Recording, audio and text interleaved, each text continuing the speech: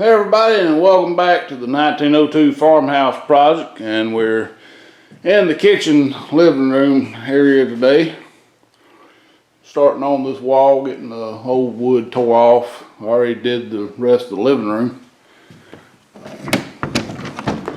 So if you followed me on Instagram, you'll already know that I did find some termite damage on those windows. But it's not that bad. This bottom of this stud here is, it's eat up pretty good.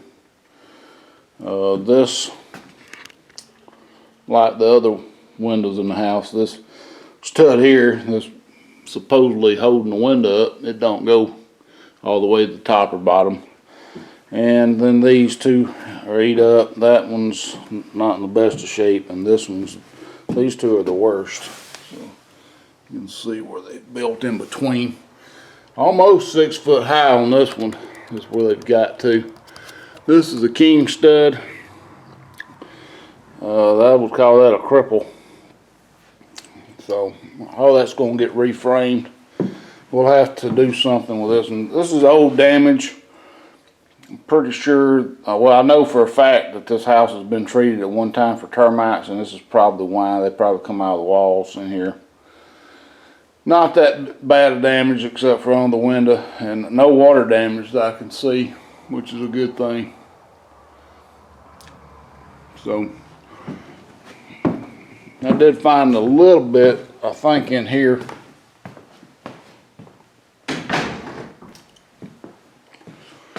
Around this up here, so I'm gonna kind of inspect. You can see it's eat up pretty good up in there, and that's again on this window. You can see it's probably worse in here. Maybe you can see it's probably worse in here. I can definitely see a lot of damage behind this wall right here.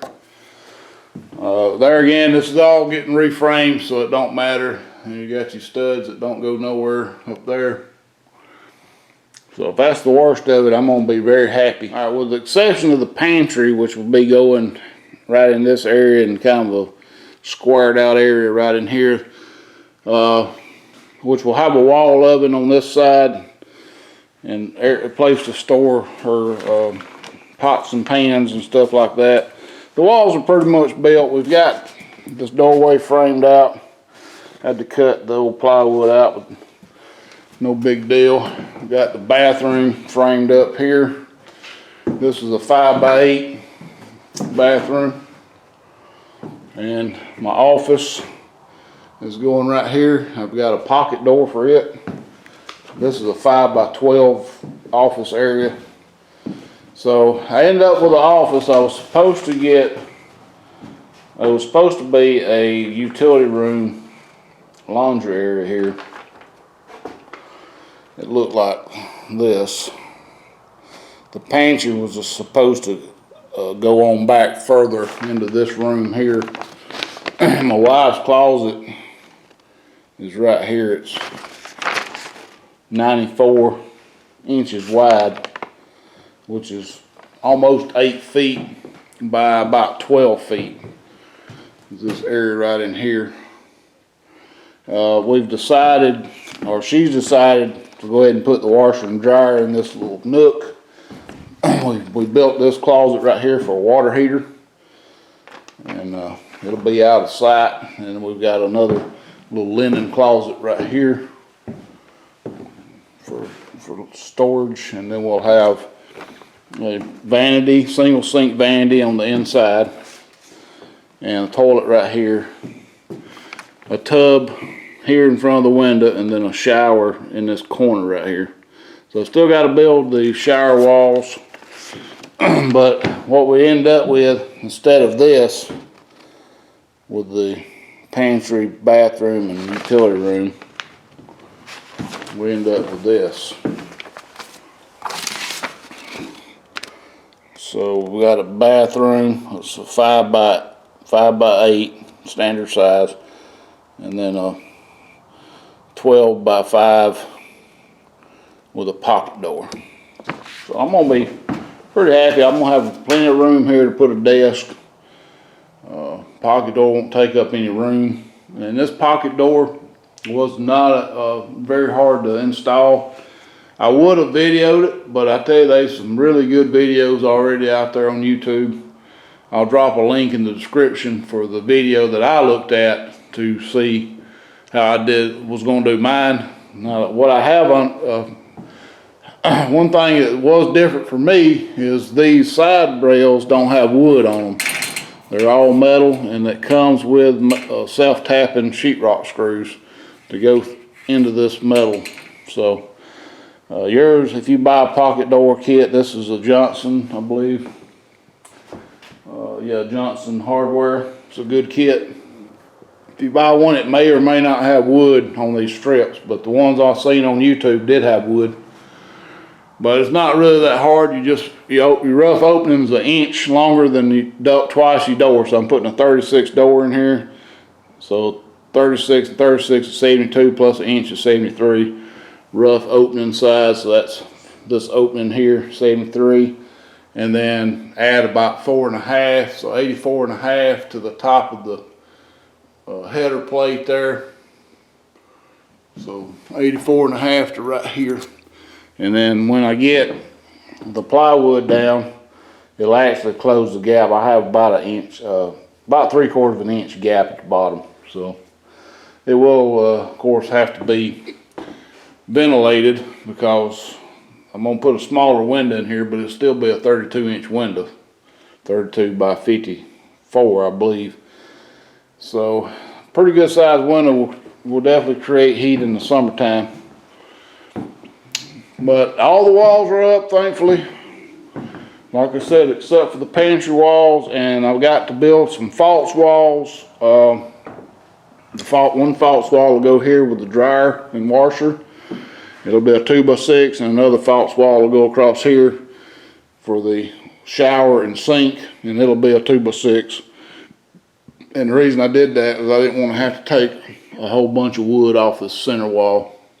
It's not really a load-bearing wall, but it's just a lot of extra labor. And building walls is fairly cheap. I mean, I just bought 8 2x6s, and I bought like 20 2x4s. So I finished that, and so I've got enough, I think, to do what I got to do. I'll probably end up having to buy a few more, and of course it'll probably sit here and twist on me. I'll put some old 2x on top to try to hold it down, but it's some twisty wood, bowed. But you can straighten bow. These right here will take a bow out, but if it's twisted, there ain't much you can do with it. So if it's a little bowed, you can get the bow out. All right, well, I guess that's gonna do it. I'm gonna get in here and start taking off some more of this wood. I got the blind down because I've got to take off this trim around this window to continue. I got this part off yesterday, and what I'm gonna do is get all this trim off, and then I'm gonna just start pretty easily at this point. Just once I get this top piece off here, it's a longer piece, it'll just go straight down the road till I get to below the window, and they're long pieces, so it'll slow me down until I get it all the way down, and then I'll move on to this wall. Now, one thing I didn't realize at the time was when they built this brick facade, they just basically put it over the paneling, or yeah, they had to put it over the paneling because this strip here runs behind it, partially behind it. So I ended up having to take a razor blade knife and cut back, and as far as I can stick my finger in this hole, I can feel the paneling. So I almost hate to take this wall down because I'm gonna have to cut it out, and I'll probably end up having to frame around this daggum fireplace, which I didn't want to do. Another thing we ran into was humidity. It's very, very humid in this room. You can see how this is doing. I think we're getting water in, I'm pretty sure we're getting water in the fireplace. This is mildewing, which, you know, that's not a big deal to to clean up. This china cabinet's mildewing pretty bad. You can see there, but so I went and bought a dehumidifier last Friday. I turned it on. It's been almost a week. And when I started out, it was about 70% humidity in here. We're down to 56, and you see it's almost 48 degrees in here right now. The low was 37, the high was 71. Since I turned this on, this was turned on last Thursday, I believe. So I've emptied. Oops. So I've emptied this water collector about 5 or 6 times. About every day you have to empty it, but some days I've emptied it twice. Once in the morning and once in the evening, and it would be almost full. The next day it will shut off when it's full. So the next day it was raining, I come in, it was shut off.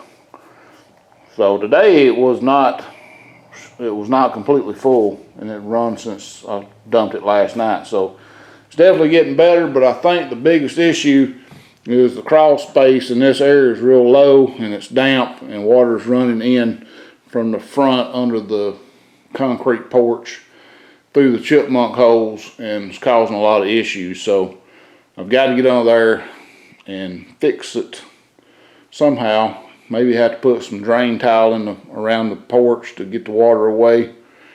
I'm definitely going to get some plastic down. I've got 2 rows of plastic in here, in this box right there, to do underneath the house. So that's coming.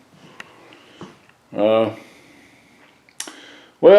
I guess I've rambled on long enough. Appreciate you watching, and if you have any questions, just drop a comment. I know there's a lot of folks out there that wants to see some Chevy truck videos. Unfortunately, I had to put the truck on the back burner, but the good news is I have did a handshake deal to get a shop built starting late May. I'm gonna have a 40 by 40 post frame shop built. So I'm looking forward to that. Hopefully by the end of summer we'll have that shop ready to go. I'm working as hard as I can on this house to get it done as quick as I can. So just bear with me. I know a lot of times these videos get kind of boring, but I appreciate you watching. Please rate, comment, and subscribe if you haven't.